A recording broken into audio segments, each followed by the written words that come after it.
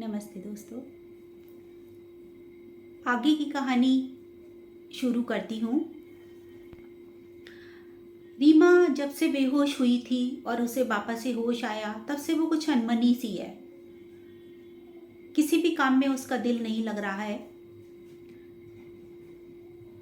तभी वेटर वहाँ रिजॉर्ट का जो वेटर होता है वो उसके दोपहर का लंच लेकर अंदर आता है।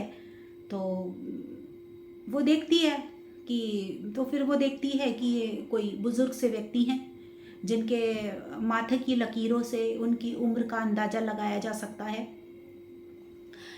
तो वो उनको बोलती है कि दादा, मेरा लंच टेबल पर रख दीजिए और मैं बाद में खा लूँगी। दादा दादा शब्द सुनकर उसको कुछ अजीब सा लगता है, क्योंकि ऐसे शब्द सुनने की उसकी कभी आदत नहीं रही। आमतौर पे लोग नाम लेकर पुकारते हैं या बेटर कह के पुकारते हैं। रीमा ने कहा, क्या हुआ दादा, मैंने कुछ गलत कहा क्या? नहीं बिटिया, मुझे दादा सुनने की आदत नहीं है ना। अच्छा दादा, आप यहीं के रहने वाले हो?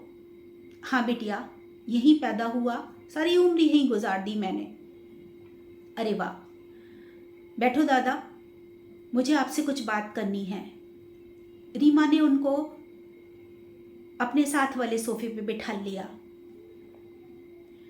आपका नाम क्या है? मेरा नाम गणेश है बिटिया। अच्छा, एक काम करोगे आप मेरा?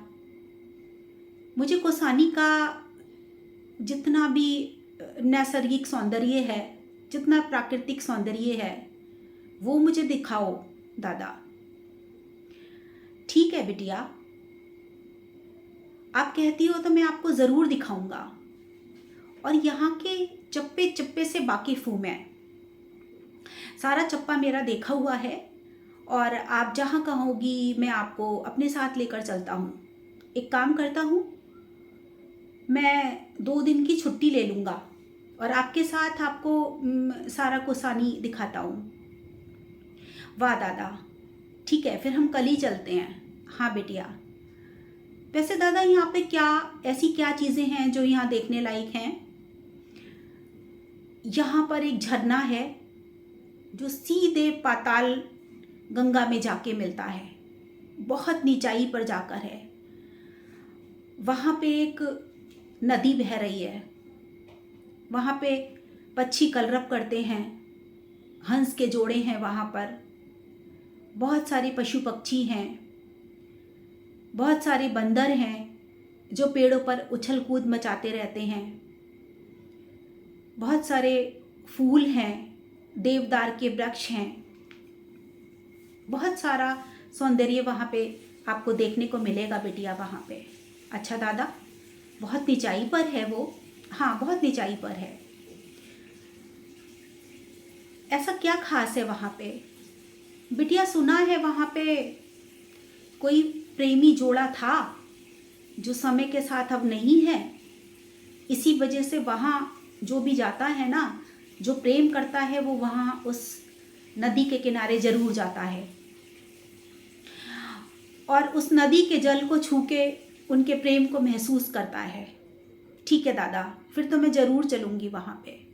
लेकिन जैसे जैसे गणेश ये सारी चीज़ें रीमा को बता रहा था, कुछ रीमा के मन में हलचल सी हो रही थी। उसको ऐसा लग रहा था कि जैसे वो अपना जुड़ाव सा महसूस कर रही है उस नदी से, उस झरने से। वो उतावली हो रही थी।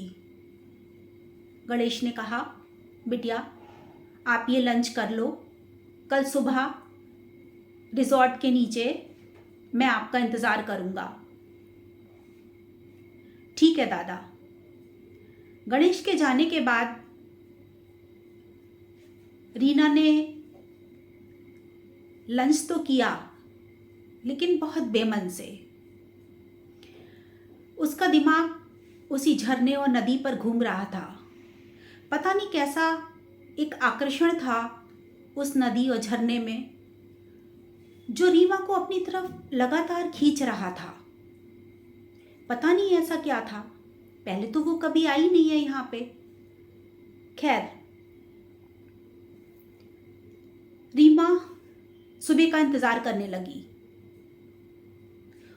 और वो पलंग की पुश्त पर सिर टिकाकर बैठ गई। सोचा अभी तो पूरी शाम बाकी है, गणेश दादा भी कल आएंगे, चलो चल के अकेले ही पहाड़ों की सैर की जाए, इसकी वादियों का आनंद लिया जाए, फूलों की घाटियों को देखा जाए, उनके रंगों को दिल में भरा जाए। यही सोचकर रीमा उठी, तैयार हुई और निकल ली। पतली टेढ़ी मेढ़ी संकरी पखडंडियों से होती हुई वो चली जा रही थी। तभी उसे लगा कि दूर कहीं पहाड़ों की ओट में से कोई बांसुरी की मधुर ध्वनि आ रही है। उसने अपने आसपास देखा, वहां कोई नहीं था। वो उस धुन में खिंची चली जा रही थी। उसने देखा सामने से 2-3 पहाड़ी लड़कियां घास का बड़ा सा गट्ठर सर पर रखकर ले जा रही हैं।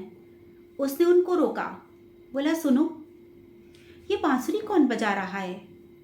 पता नहीं बिटिया, ये कौन बजा रहा है, यहाँ तो कोई नहीं है।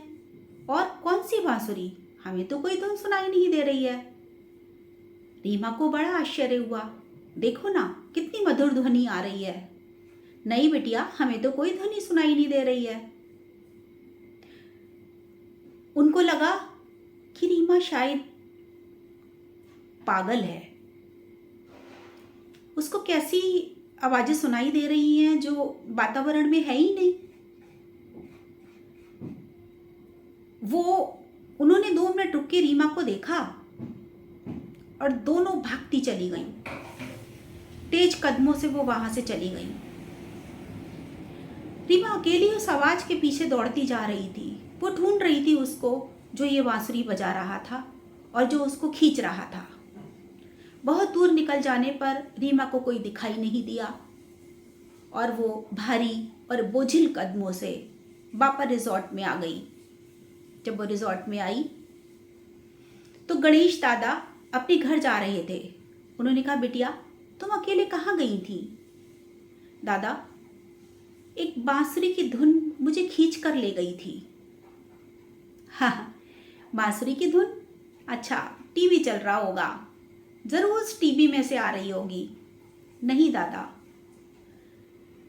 वो बांसुरी की धुन टीवी में से नहीं आ रही थी, वो मेरे साथ चली थी और मेरे साथ गई थी। गणेश दादा को लगा रीमा कुछ अलग है, पता नहीं कैसी है वो एक आम लड़की नहीं है। लेकिन जो भी है, मैंने बिटिया माना है तो कल मैं बिटिया को अपने साथ नीचे झरने पर लेकर ही जाऊंगा। रीमा अपने कमरे में आके लेट गई और फिर से एक नई सुबह का इंतज़ार करने लगी कि कब वो सुहानी सुबह आएगी और वो उस झरने पर जाएगी।